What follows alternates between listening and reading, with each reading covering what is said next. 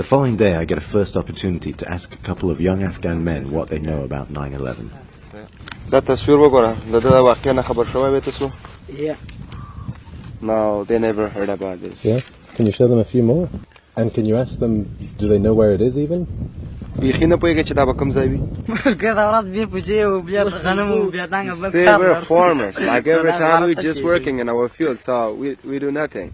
We don't know about anything else about the world. We don't know, so that's because we're a farmer. We never heard about anything else about the world.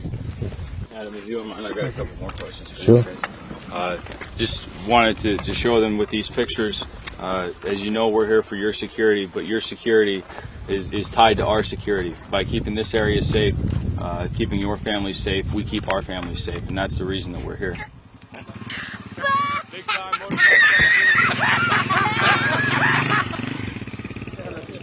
The two young men had clearly never heard of 9/11, but maybe the elders at the local shul would have more to say.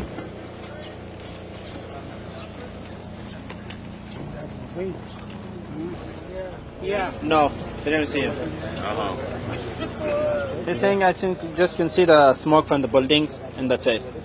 That's the only thing I can say. He's saying when you guys show this picture, that guy's saying it's. I think that was a Kabul. If I had just gotten here, I would have been surprised, but having been here now for 6 months, I'm not. This is pretty much the Stone Age is where we are. And what did you think about their reactions? Oh, I thought it was fascinating. The guy who said it was Kabul was clearly had never been to Kabul. It just shows you how isolated they are, even in their own country. Saying Afghanistan doesn't have a donkey. How come the Afghanistan come to this point and they get the airplane from here to attack in the United States? They don't have that much power. So it was nice to go from Iraq to then here. It was a lot easier to understand, why you're here and bring yourself. You had that picture. You can always pick up the picture to remind yourself, okay, this is why we're here. I don't like looking at those pictures. I haven't looked at those pictures. I've intentionally avoided those pictures for 10 years now.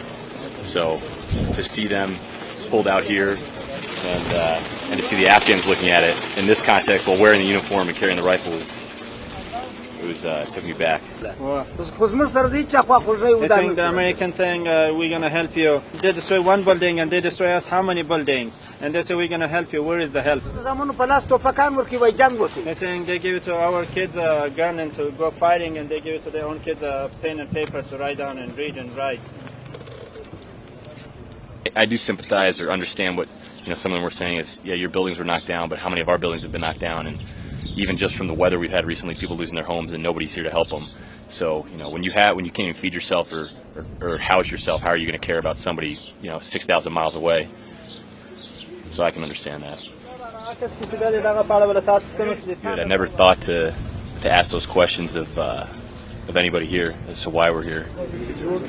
Amazingly, in a country where for 10 years a war has been fought with 9/11 as its root cause and justification, it turns out not only were the villagers oblivious to 9/11, but so were the Afghan police, and even some of the translators working with the US military. But you don't know the history of this event? No, I have no idea about the story of this.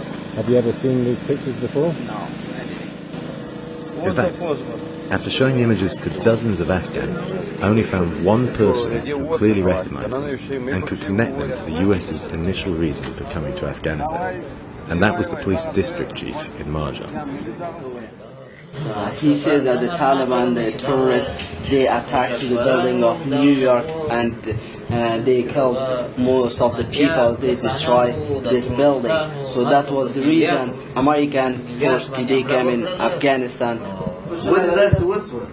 Some of his men, however, wanted to know more. Al-Qaeda and the Taliban, they took these planes and they flew them into these two buildings. The force of that, it actually made these buildings collapse, killing thousands more. And they weren't convinced, rightly so, that it was an Afghan attack. He says no, they were not from Afghanistan. Yeah, they were. Not all of them. There were some, I believe, from Yemen. But they trained here in Afghanistan. So it seems even the Americans are confused about 9/11's perpetrators. He says that in real, actually you will walk with me Shana Bashana, or you just told me? No, I will walk with you, Shana Bashana, and I will fight next to you, Shana Bashana. Now wait.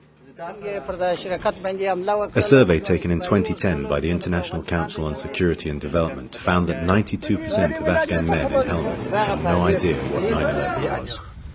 You agree that we're in a stalemate in Afghanistan after 15 years? Mr. Chairman, I do. I guess my question is, are we developing a strategy to break this stalemate? And is it going to require additional U.S. troops? I do believe it will involve additional forces to ensure that we can make the advise and assist mission more effective.